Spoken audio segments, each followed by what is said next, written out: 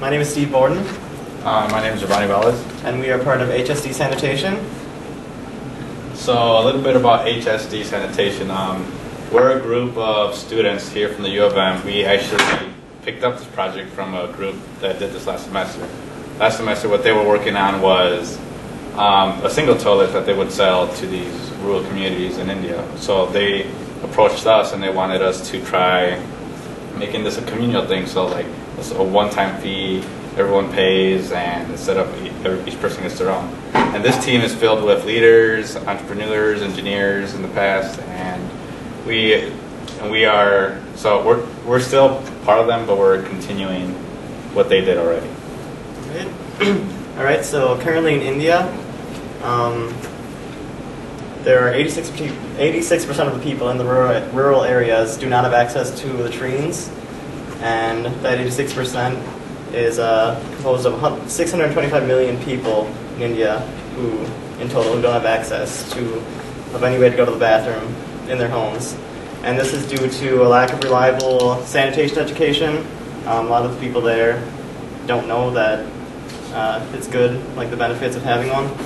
And it's also due to the inability to find support to be able to put in the toilet. And a lot of them lack the proper finances. A lot of these people live on about $2 a day, which is about 100 rupees. And that is not enough to supply like a big purchase like a toilet. So that's a big one-time fund. So ours would be to less than that for daily use.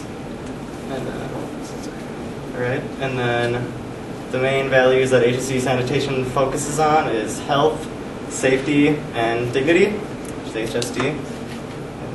So the first one is health. So people's health is being affected greatly by open defecation. So children, women, men are just going out in the open. And this is a bad thing because 1 gram of feces has 10 million viruses and 1 million bacteria on it. So this is bad for them and they'll get sick.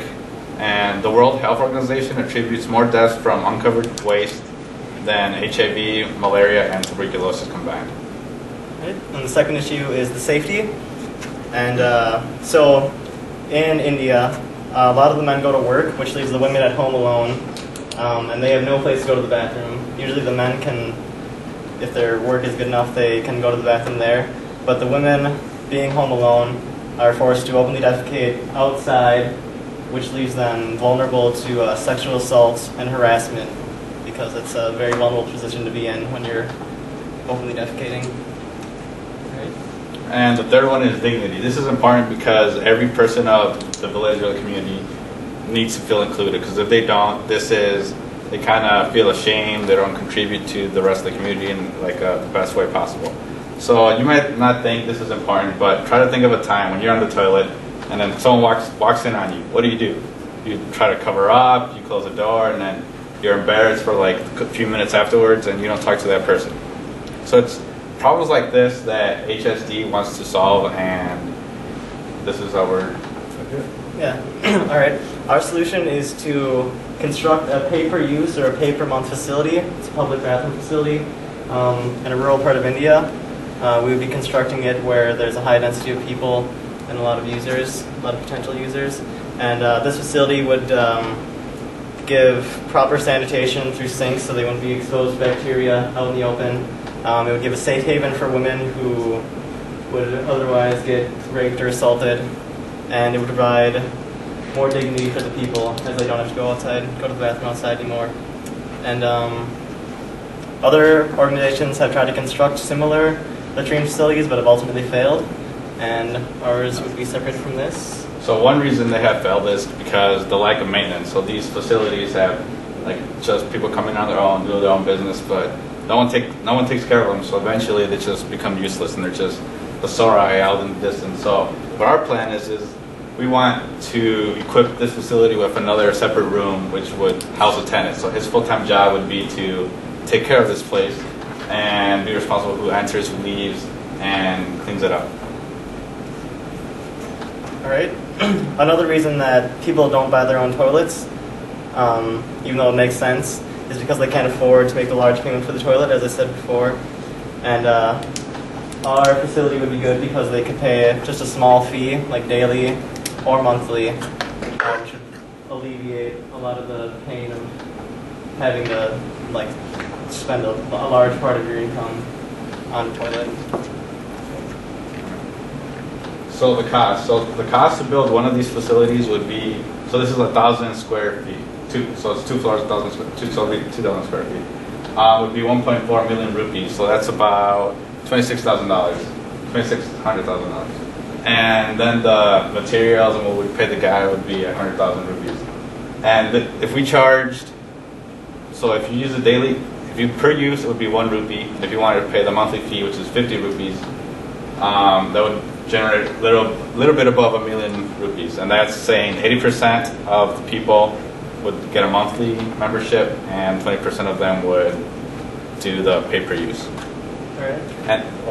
And also, this facility has 24 toilets, 2 floors, and yeah, well, that was it. All right. So some of the assumptions we made is cooperation with NGOs. The last group that was working on toilets that would be bought by household had cooperation with Wash United, which is a nonprofit, and then some other assumptions we made with this are the materials and construction. Those costs vary greatly depending on what area you're in. Government cooperation is also a big issue because it's kind of hard to get things done in India. There's a lot of steps you need to take, and we'd have to work a lot with the officials there. And then another big assumption is the number of users. We assumed like an average village size of like 5,000 people. We said that 86% of these people don't have access to toilets, and then we said, okay, 40% of these people would use the toilets, and so that would kind of change and depend, and it would start up slower. So, I'll go quickly. Our next steps are to get funding for the initial construction, do public outreach to teach the public about the sanitation, and then pilot test, find out what people are willing to pay and where the best spot for it to go would be. And this will be done through surveys or something. Right. Thank you. Thank you.